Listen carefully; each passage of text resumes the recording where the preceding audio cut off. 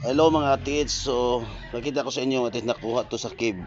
Pagkuha ko nito is kasama ko si Bro Ricardo. Yon. Tanong ko lang kung anong ibig sabihin nito kasi doon sa papasok kami sa cave, sa flooring mismo dadaanan namin.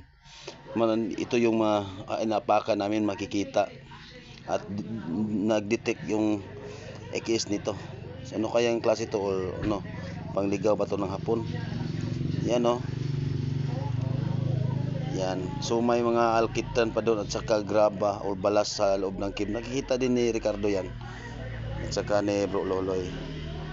Yan. Kasi pinapasok namin yan ng cave na yun. Yan o. Kulay pink na ano. Parang ano ng dagat. Balas ng dagat. Oh. Pinkish talaga. Ano kaya ibig sabihin nito mga katiits? So yung cave silalim parang isang bundok yan na silalim kami. Parang ginawa silang tao tapos tinatabas sa ibabaw nito ng cave o sa bundok sa tumoy na ay mga parpagayo ng mga bulaklak. Yan. Yan mga tits ha. Kulay pink. Ano ibig sabihin nito mga lods, mga katiits?